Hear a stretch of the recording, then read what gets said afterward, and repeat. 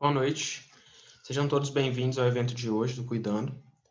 Antes de começarmos, eu gostaria de lembrar a todos que essa palestra vai ser gravada e também que o formulário de presença vai ser enviado no chat ao final do evento.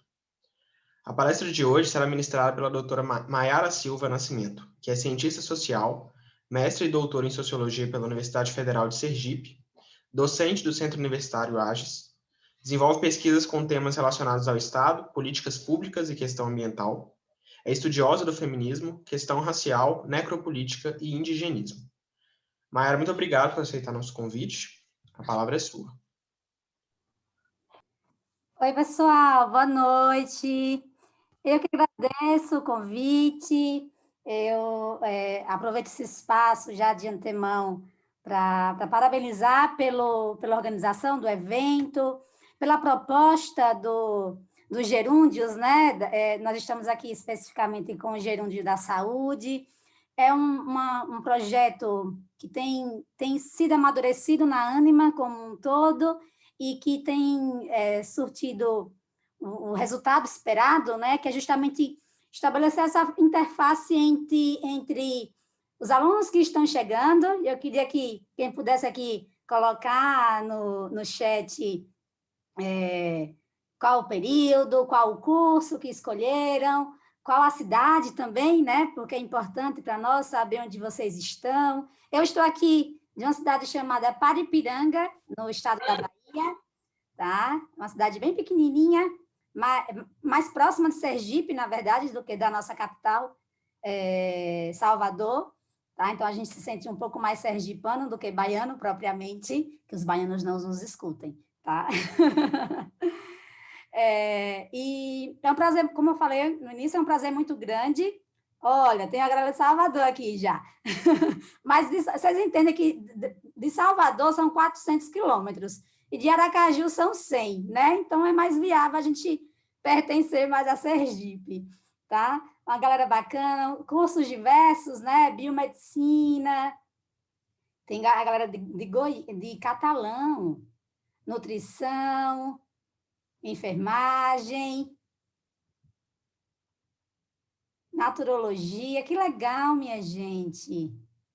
Muito bom. Odontologia, farmácia. A grande maioria dos cursos de saúde estão aqui conosco hoje, né?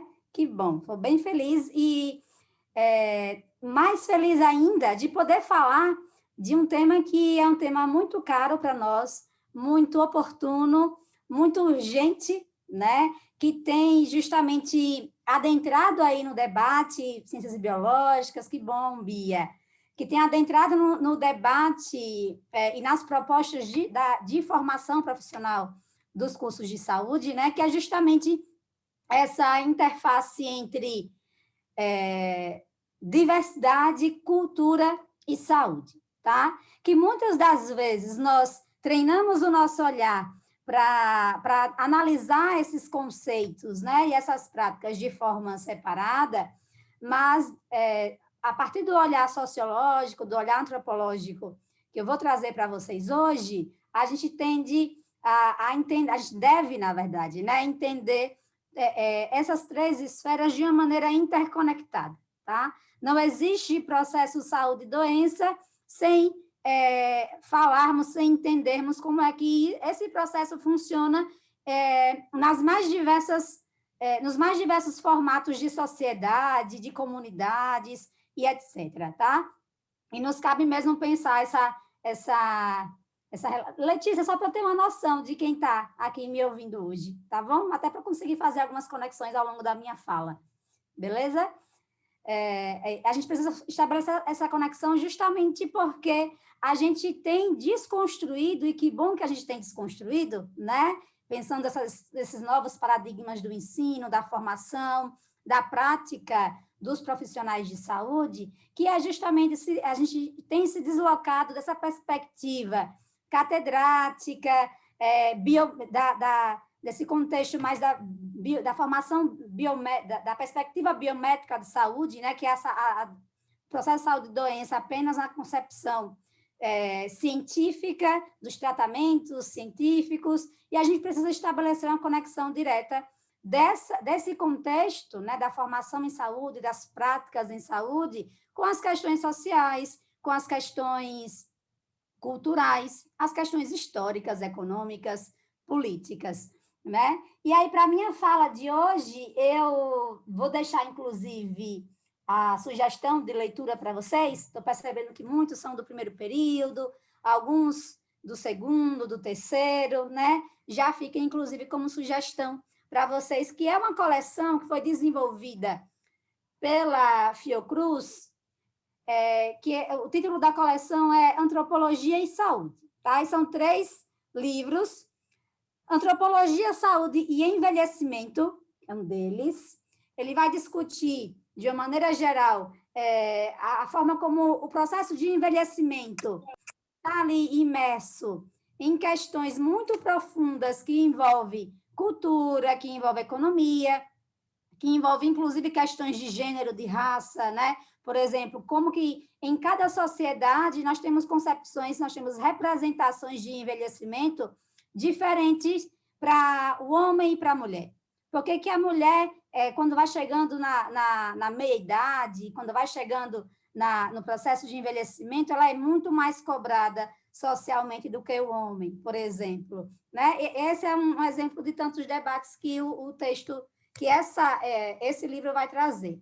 O outro livro, que também vai sustentar a minha fala hoje, né, que faz parte da mesma coleção Antropologia e Saúde, da Fiocruz, é esse, O Tabu da Morte, que também vai discutir as questões culturais em torno do processo da morte, então, a forma como cada sociedade encara, né, e cria o tabu. Essa ideia de tabu é uma ideia muito interessante para vocês da saúde discutirem de uma forma geral, né, que é aquilo que não é dito, que existe, que é abafado, que é escondido e que socialmente nós criamos meio que um pacto para não falar, para não discutir e não tratar durante o nosso processo de convivência em sociedade. E, por último, tabu do corpo, que também vai justamente pensar as representações sobre o corpo ao longo da história, as performances, né? A ideia da magia, do nojo também, e o próprio toque. E vocês vocês estão em cursos em que o toque ele é uma das ferramentas de trabalho de vocês, né? Então, entender como que cada pessoa reage ao toque, como que isso está conectado a um conjunto muito amplo de elementos, de processos de condicionamento social e cultural, também faz parte, e a partir disso a gente consegue conectar diversos elementos aí, né, dessa tríade, diversidade, cultura e saúde, tá? Mas eu costumo começar minhas falas sempre com um recurso que eu gosto muito, que eu entendo que é muito efetivo, né? Estou falando aqui para 131 pessoas, ó. Muito bom ter vocês aqui hoje à noite, né? A grande maioria de vocês nunca me viu. Também, acho que eu só conheço aqui a Naira, que já... Olha só, Naira, eu sempre lembro de você. Que já passou por mim no Vida e Carreira, né? E a gente vai estreitar esses nossos vínculos agora com esse recurso que eu sempre utilizo, e acho que vocês vão começar a visualizar a intenção da minha fala hoje a partir desse recurso, tá? Eu vou pedir licença para compartilhar, e aí a gente começa a discutir alguns pontos. Beleza? Beleza. Vamos lá, então. E aí, queria ouvir 2 pessoas. O que essa música, que esse clipe revela para vocês? O que mais chama a atenção de vocês? Posso falar? Pode, Kari. Eu adorei. Já até decorei a música aqui. Eu achei bem legal, porque ele, assim, a letra diz, né, do que a gente já escuta, mas os toques que a gente vê, que cada toque remete a uma sensação diferente, né? Então, o toque que ela tem hora que o corpo dela vai para o lado, que ela rejeita aquele toque, e é o outro toque que acolhe. Então, assim, é uma mistura, né? A gente consegue ver o sentimento no corpo das outras pessoas. Então, eu achei bem interessante, bem profundo. Até queria te pedir o nome dessa música, desse vídeo. Gente de toda cor. Gente de toda cor? Isso, eu vou colocar o link aqui no chat para vocês. Obrigada. Imagina, do Renato Luciano. Que bom, agora já conhece, que a Tereza já conhece. Eu sempre começo essa minha fala. Que pena que a gente só vai ter 1 hora, mas eu posso voltar mais vezes, tá, meninas e meninas? Mas eu sempre escolho essa música porque ela dentre as várias possibilidades de interpretação que a gente pode ter sobre ela, né? Desde as questões de gênero, as questões raciais, a base do que ela representa é justamente o tema da diversidade. E mais do que falar da diversidade, a gente está falando aqui de duas outras práticas que são práticas socioculturais, né? De um lado, nós temos a prática da intolerância, que vem muito dentro de um processo de condicionamento, de um processo educativo, né? Estou falando do meu lugar de socióloga, de antropóloga e de cientista social, né? Eu tenho essa graduação nessas 3 habilitações, e se existe um primeiro processo que aprendido por todos nós, é a prática da intolerância, tá?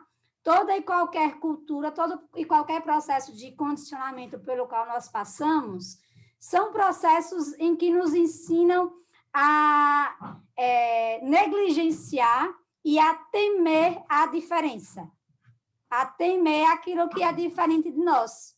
É por isso que todas as nossas práticas de convivência, né, dos gostos e etc., nós vinculamos aquilo que é muito mais parecido conosco. Aquela outra música, né? Narciso acha feio que não é espelho. Nós fomos ensinados a criar essa ojeriza, a aprender a odiar aquilo que é diferente.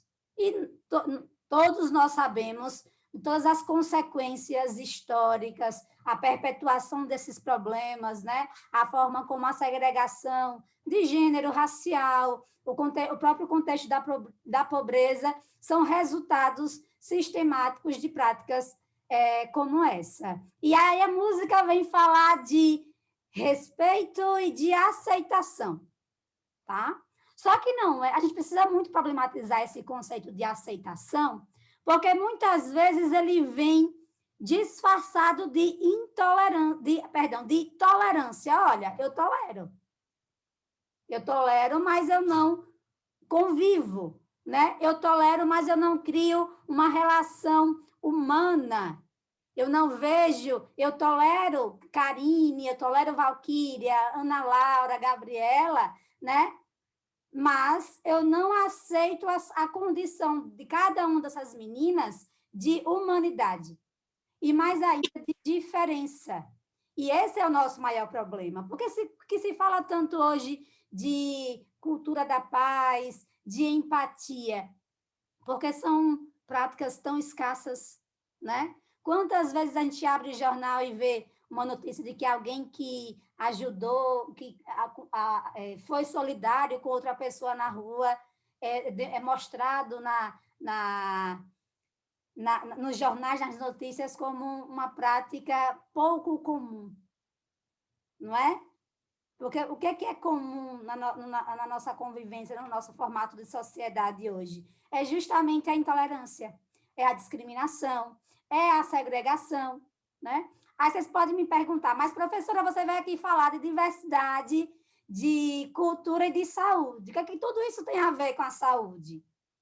Primeiro ponto, galerinha do YouTube, é que, antes de tudo, antes de nós sermos profissionais, nós somos sujeitos, nós somos agentes, nós somos atores sociais, né? Nós somos reflexo desse modelo de sociedade da qual nós fomos incluídos, nós passamos por um processo muito sistemático de condicionamento, de socialização, né? E aí, ao mesmo tempo em que as nossas ações, as nossas práticas, a forma como nós pensamos o mundo, como nós enxergamos realidade que está à nossa volta, está muito conectada a esses diversos estímulos que foram nos apresentados ao longo do nosso processo de socialização. Mas, ao mesmo tempo, olha só que negócio sensacional, nós somos cidadãos, né? E, enquanto cidadãos, nós temos um poder muito grande de transformação dessa realidade, tá? É por isso que nós vamos falar hoje, inclusive, desse deslocamento da atuação do profissional de saúde, que ele sai estritamente, né? Melhor dizendo, ele sai daquele modelo de prática em saúde estritamente do biomédico, né? Quando eu falo biomédico, gente, não é a profissão da biomedicina, não, tá? É o modelo científico que tratou o processo de saúde e doença única e exclusivamente pelo olhar biológico.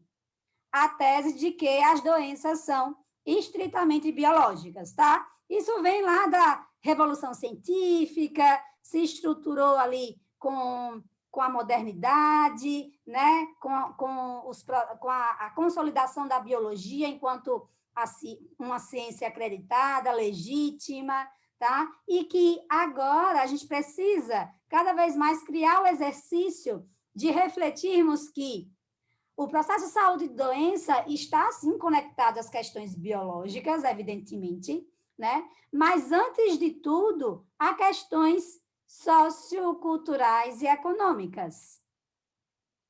Depois do nosso encontro de hoje, eu vou fazer 2 desafios para vocês. Que vocês saiam daqui hoje e... Oi, Reilan. Acho que só foi o microfone, né? E pesquisem sobre as doenças da pobreza, por exemplo, que é uma realidade que assola o contexto brasileiro, né? De pessoas que, por condições de desigualdade socioeconômica, morrem por falta de saneamento básico, contraem ali uma doença que poderia muito bem ser resolvida com acesso a saneamento, por exemplo, e aí vem o processo se desencadeando das mais, né, como ali aquela cadeia de problemas que vão se perpetuando ao longo do tempo, tá? Então, são pontos para a gente refletir. No Brasil, alguém queria falar? Não? Posso seguir? Eu me empolgo, viu, gente? Qualquer coisa vocês vão deixando aí no chat que a gente vai reservar 10 minutinhos no final para tirar as dúvidas, tá? Eu queria que vocês respondessem para mim 2 perguntinhas rapidinho, tá? Até para eu entender um pouco como é que vocês estão pensando esses conceitos. Coloquei aí no chat a pergunta 1, qual é a visão de vocês sobre saúde? Visualizaram?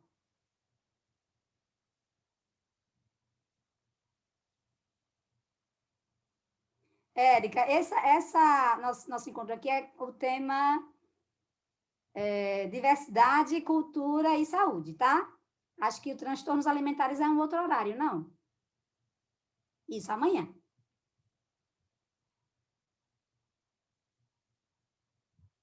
Eu deixei aqui no chat uma pergunta para que vocês respondam. Qual a visão de vocês sobre saúde? Ó, tá movimentando aqui já.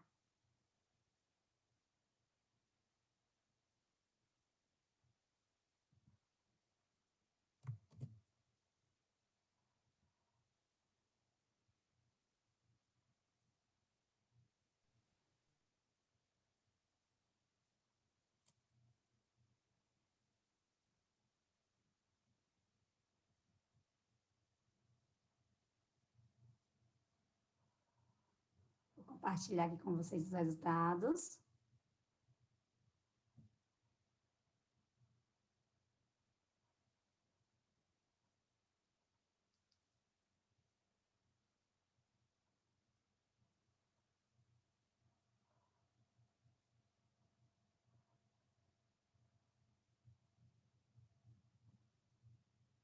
Os mais diversos, né? Qualidade de vida, bem-estar, equilíbrio, autocuidado, ajuda, importante, homeostasia, comunicação, alimentação, colaboração, autocuidado, isso é um termo fundamental, cada vez mais importante, né? Cuidado, saúde mental, bem-estar, essencial, equilíbrio, limitado, corpo em harmonia com tudo. São diversas perspectivas. Saudável, acesso ao básico, isso é muito importante. Saúde mental cada vez mais se destacando, né? A ausência de doenças, inovação. Show de bola. Comunicação, equilíbrio. Bem-estar biopsicossocial. Nossa, isso aqui é agiano, viu? Onde é que eu encontro os alunos da AGES? Sempre quando falam de Edgar Morin, né? Muito bom também. Gente, por que é importante trazer essa reflexão para vocês sobre o próprio conceito de saúde? Porque cada vez mais o debate sobre o que é saúde, né? E a gente tem ali os marcadores institucionais da OMS, do nosso Sistema Único de Saúde, dos estudiosos, das correntes teóricas, né? Da biologia, da genética, que estão cada vez mais integrando elementos socioculturais na própria definição do que é saúde. Saúde ela não pode ser resumida apenas à ausência de doenças, né? A gente precisa justamente incluir esse conceito nesse debate, nesse contexto, né? Biopsicossocial, espiritual, que tá sendo muito somada, incluída agora, justamente pensando esse todo integrado que faz parte do que compõe a nossa vida. Né? Eu não posso falar de saúde se eu não falar de segurança alimentar, se eu não falar de saúde mental, né? Se eu não falar de equilíbrio, de harmonia social, ao mesmo tempo, de perspectivas culturais, a forma como cada sociedade, cada comunidade entende o que é saúde, né? O que é doença, o que é a morte, por exemplo. Tá? E é muito bom ouvir ler vocês colocando isso, né? Justamente porque cada vez mais a gente tem pensado e a gente tem refletido sobre o tema da saúde como um conceito, melhor dizendo, cada vez mais integrado a outras estruturas, a outros contextos, tá? Não apenas nesse caráter biológico, né? Do ter ou não ter uma doença. Tá? Até porque ter ou não ter uma doença envolve outros aspectos relativos também dessa interpretação, né? Obrigada pela primeira interação. Segunda interação, eu deixei aí no chat a segunda pergunta, que é justamente a forma como vocês encaram, né? Como vocês entendem o conceito de cultura, tá? Rapidão aí para a gente.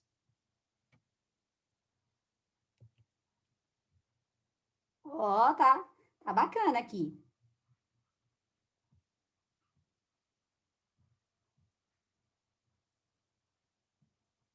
Deixa eu compartilhar os resultados.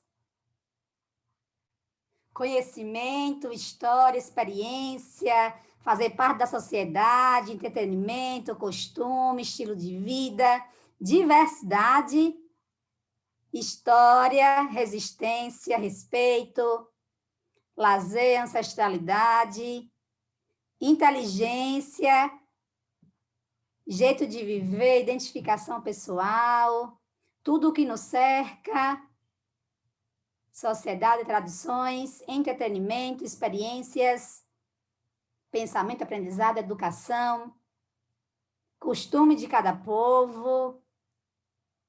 Muito bom. Igualdade social.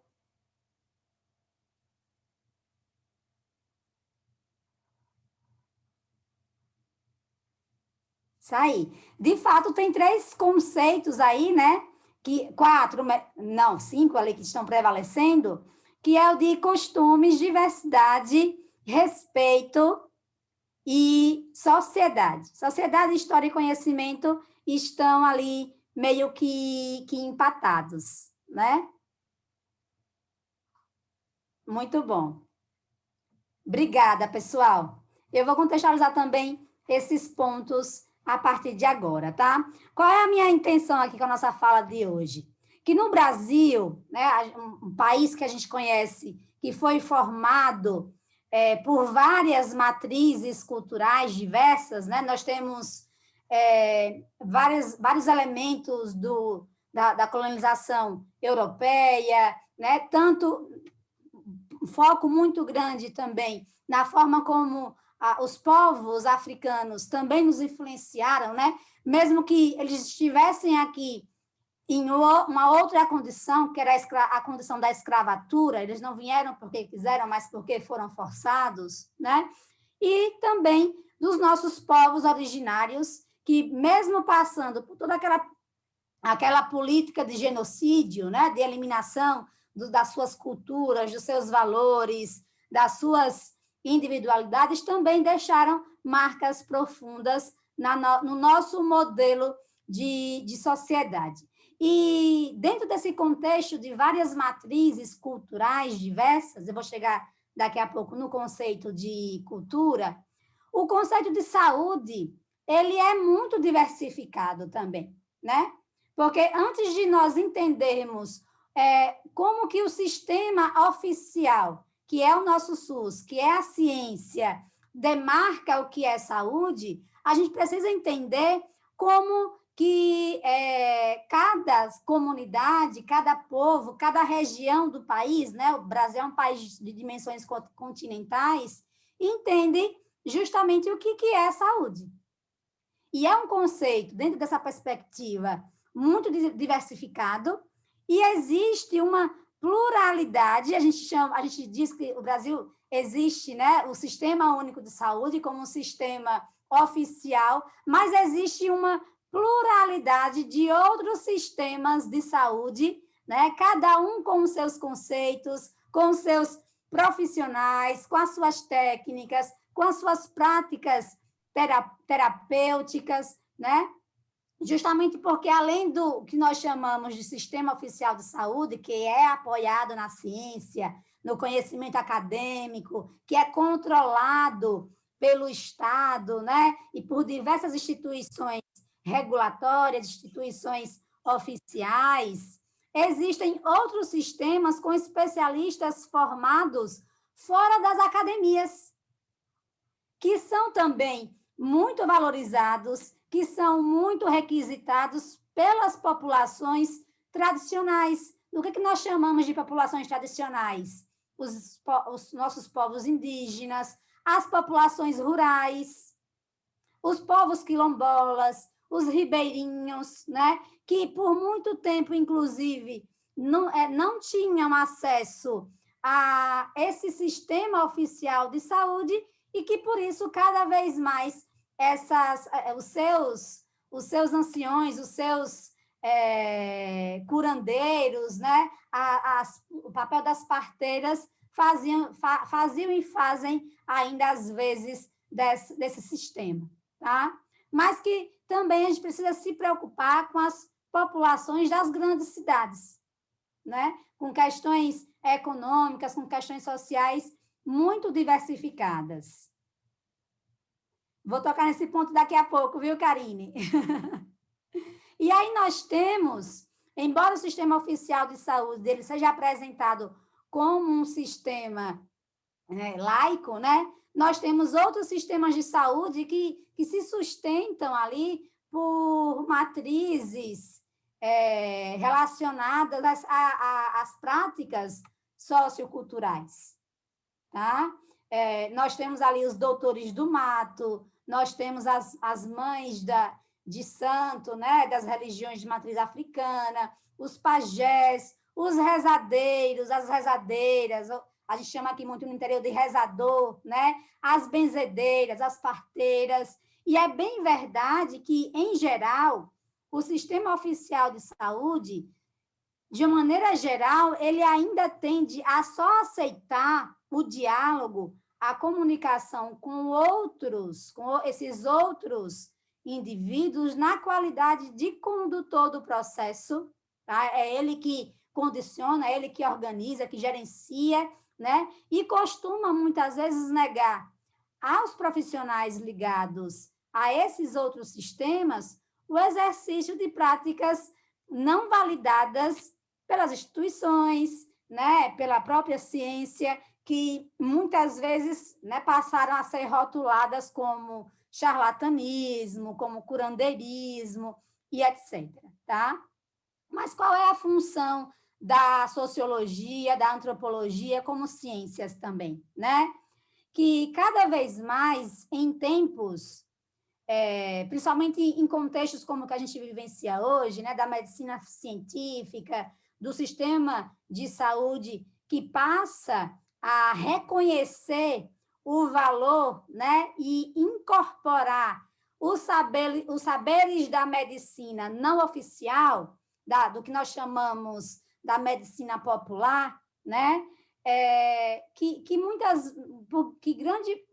em grande parte do tempo foram negligenciados e que hoje cada vez mais se colocam, né, são colocados, melhor dizendo, como práticas, como ferramentas cada vez mais necessárias para aproximar, né, justamente a prática de saúde daquilo que é a própria realidade. Vocês vão tocar em gente, né, das mais diversas formas. Como é que eu toco em gente se eu não sei quem eles são?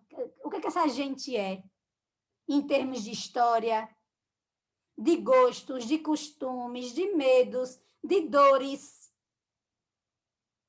Vou só citar um exemplo que eu sempre utilizo nas minhas aulas de antropologia. Um nutricionista, né? Vamos pensar aquele senhorzinho que viveu os 80 anos numa cidade, sertão da Bahia, né? Com seus gostos alimentares, com as suas práticas alimentares, etc. E o nutricionista, a primeira orientação do nutricionista é tirar completamente o cuscuz. Todo mundo sabe, né, quem é do Nordeste, a relação, inclusive, de afeto com o cuscuz. Tá? O que acontece quando uma prática como essa é imposta? Vocês acham que ela viola ou ela não viola a individualidade do sujeito? Põe aqui no chat. Professora, boa noite. Oi, Flávia. Então, eu estou fazendo nutrição também, sabe? Aí, assim, eu acho que, no caso, a senhora falou da questão que muitas vezes foi levada ao charlatanismo, né, e tudo mais.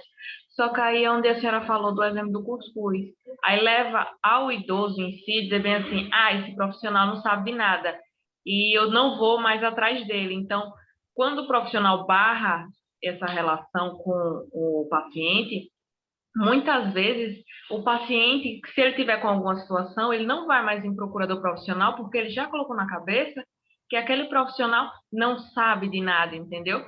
Porque como é que ele já quer barrar aquela situação dele?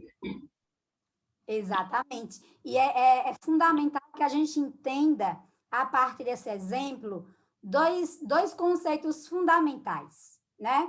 O próprio conceito de cultura e o conceito de diversidade, tá? Eu vou juntar esses dois na minha explicação, porque eu tenho pouquíssimo tempo, eu vou ter que dar aula depois, e infelizmente eu não posso continuar com vocês depois das 7.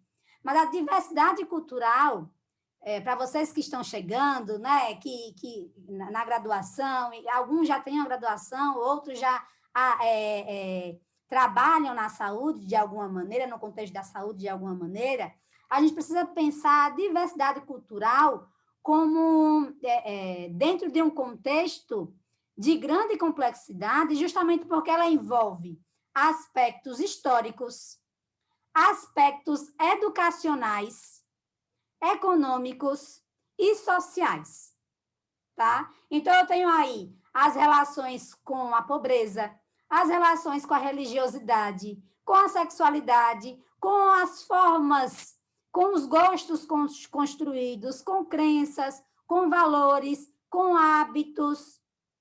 Como é que eu tiro de uma pessoa de 80 anos um hábito que ela perpetuou, que ela aprendeu e que ela perpetuou por toda a sua vida e que para ela é significativo, né? Estabelece uma relação, inclusive, afetiva. Por isso que a gente precisa reconhecer antes de qualquer prática, de qualquer atuação profissional, a gente precisa reconhecer a diversidade de indivíduos e de grupos sociais, né? E como essa diversidade, inclusive, vem desafiando as políticas públicas em saúde, que tem cada vez mais apresentado ali demandas, formatos, né? Novas relações, novos segmentos e mudanças justamente nos serviços de atenção e de cuidado. Para o campo da antropologia, especificamente, o conceito de cultura diz respeito a tudo que nós construímos em sociedade. Tá? De uma maneira geral, do nosso senso comum, nós fomos estimulados a achar que cultura está relacionado a gostos refinados, né? Ou ao letramento, ou alguém que, sei lá, vai ao teatro, ouve música clássica, alguém que é culto, não é? Vocês não aprenderam, na maioria, assim? Fulano é uma pessoa que tem cultura, fulano é uma pessoa sem cultura. E isso é muito perigoso, porque isso resume o conceito a um elitismo, a uma questão de classe social, né? Mas cultura, de uma maneira geral, está justamente relacionada a tudo que nós produzimos, a tudo que é construção humana. Para onde vocês olham agora na casa, em volta de vocês, a invenção humana ali, a construção humana, né? Desde, eu falando com vocês agora de um computador, alguém construiu isso, né? Pessoas desenvolveram. E isso tudo é resultado de um processo de acumulação de valores, de práticas, de formas de conhecimento que vão se apresentar, que vão se manifestar em padrões sociais e culturais muito diversos, muito distintos. É por isso que nós temos no mundo diversas línguas, diversas religiões, diversos gostos alimentares, formas de se vestir, visões de mundo, né? Formas de estética, de aparência, de amarrar o cabelo, de se cumprimentar. E quando a gente entende isso, a gente entende que o meu lugar no mundo é um lugar entre tantas outras possibilidades. E esse complexo, né, que é a cultura, que inclui conhecimento, crenças, arte, sistema moral, leis, costumes, aptidões, hábitos adquiridos pelo homem como membro de uma sociedade, vai definir, inclusive, a forma como nós lidamos com a saúde. Como nós nos relacionamos, interpretamos o processo de saúde e doença, né? E tudo isso vai passar por todo um processo também que é histórico. A diversidade humana, a diversidade cultural, de uma maneira geral, é ela a responsável pela nossa maior riqueza enquanto humanidade, enquanto sociedade, né? Mas a questão que envolve isso, que infringe isso, é que qual é a nossa reação frente à diversidade humana? Vamos correr para transformar os diferentes em iguais a nós. Aquela religião diferente da minha não é religião. Nós não aprendemos assim? Aquele gosto musical, aquilo lá não é música, eu não gosto. Aquela comida não é comida, eu não gosto. Né? Isso é o etnocentrismo. A forma como nós reduzimos toda a humanidade a apenas uma única forma de ser, que é a minha. Como é que isso se reflete na atuação profissional? Na nossa atuação humana? Nós tendemos ao preconceito, à discriminação, né? Nós negligenciamos, nós deixamos de lado os contextos históricos, o contexto social, cultural daquelas pessoas. Principalmente em realidades como a nossa, que é a brasileira, e se existe algo que é democrático no Brasil, é a desigualdade, né? Em que, por exemplo, o tratamento que a sociedade dá a pessoas de classes sociais mais abastadas é completamente diferente do tratamento que as pessoas dão a pessoas de classes sociais mais pobres. Tá? Esse preconceito de classe, essas formas de discriminação que vão, inclusive, barrando que as pessoas tenham acesso àquilo que é direito básico garantido e que é preconizado, inclusive, pelos princípios do SUS. Né? É por isso que tem um princípio que eu sempre falo muito, né, do SUS, que é o princípio da equidade, que é um princípio muito caro para nós do Brasil, que é justamente dar conta de entendermos as várias lacunas deixadas ao longo do processo de formação do país, que a política pública de saúde do Brasil precisa resolver. E aí, Oi, Carol. Não? Entendendo a cultura como um conjunto de símbolos, de materiais, né, que vão se transformando, que orientam, que organizam as relações sociais, os nossos estilos de vida, a forma como as pessoas vão tratar, vão se cuidar, né, cuidar e interpretar o que é saúde, o que é corpo, o que é doença, que o tema da diversidade em saúde está estritamente relacionado aos nossos problemas da desigualdade, da equidade e, mais ainda, da iniquidade, que muitas vezes, né, são conceitos ali muito discutidos, mas que ainda não são instrumentalizados, não são postos em execução.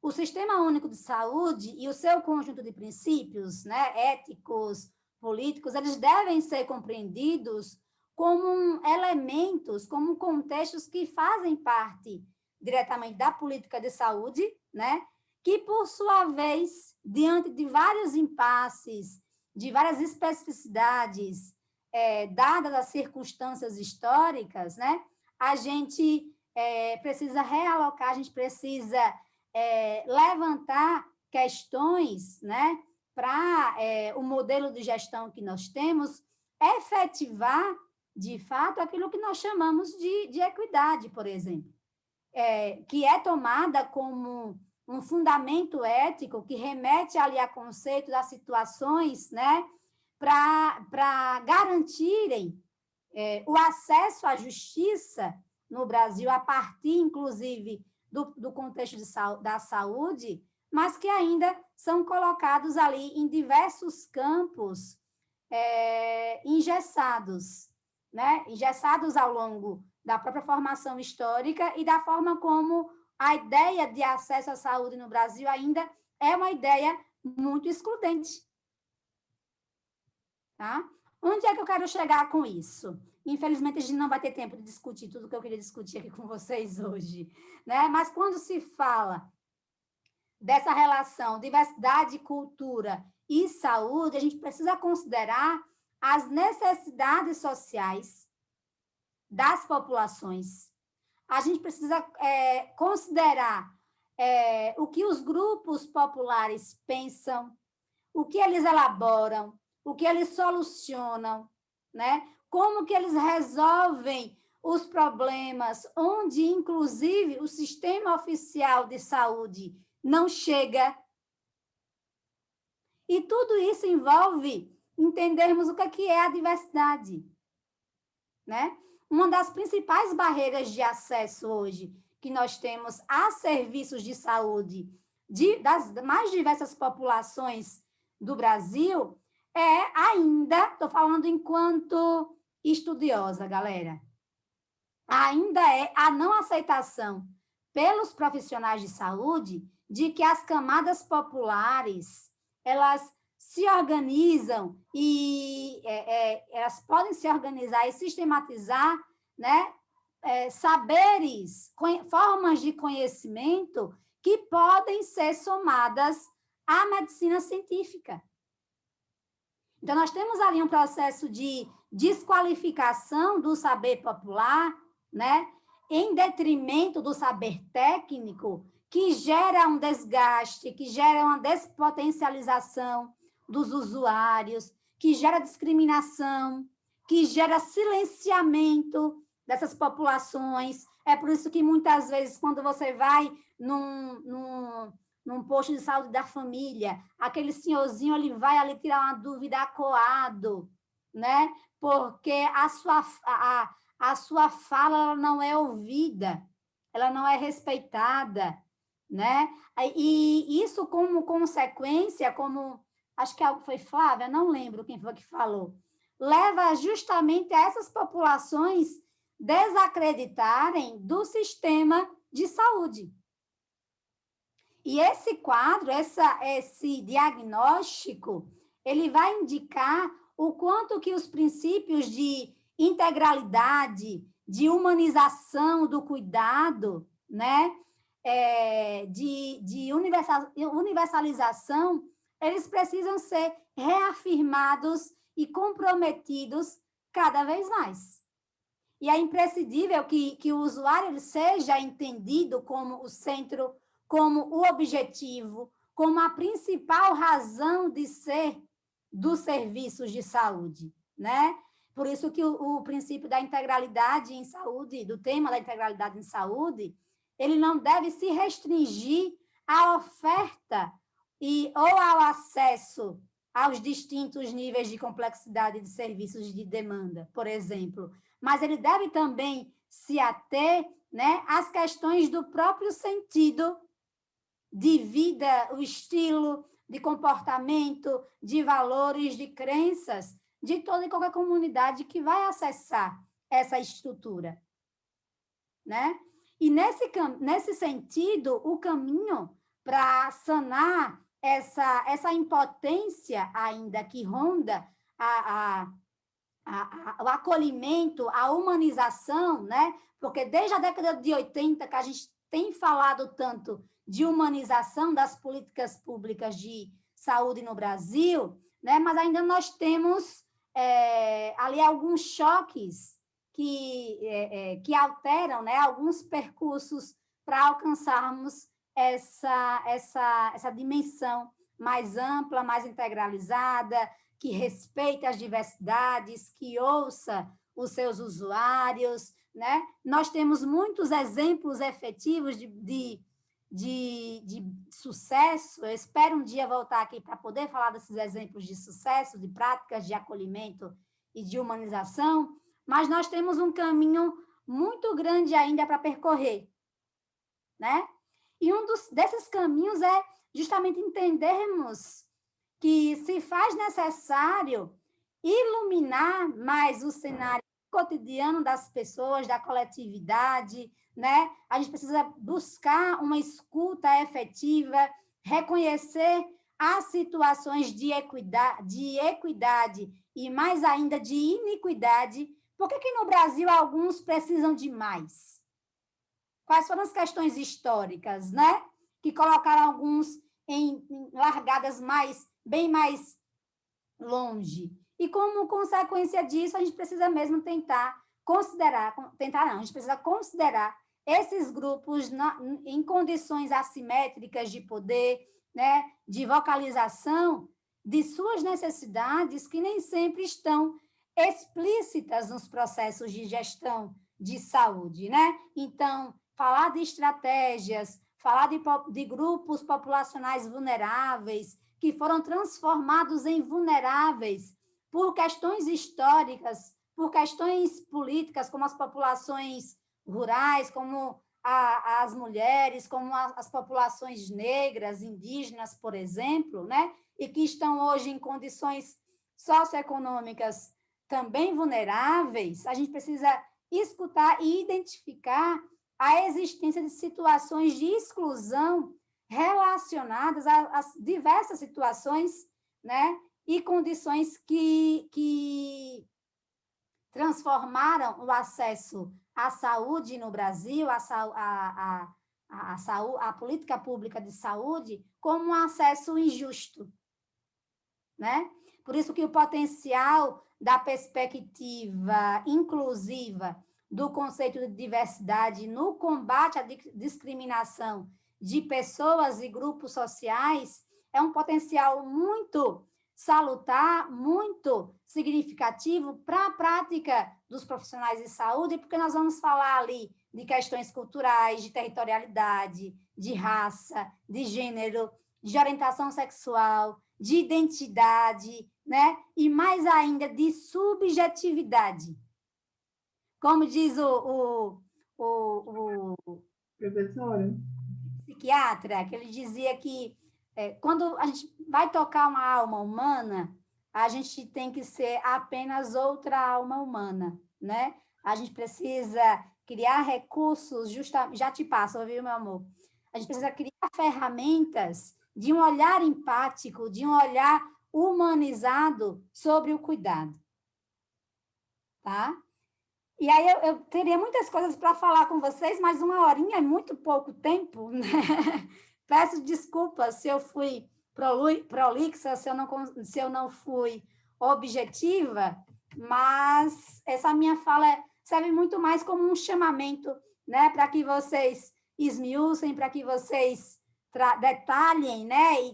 E se atentem cada vez mais para a importância da questão cultural, para a importância da humanização na prática profissional de vocês, tá? Só temos 3 minutinhos, infelizmente. Desculpa. Alguém ia falar? Imagina. Alguém tem alguma pergunta, gente? Rapidinho aí, nesses 3 minutos finais.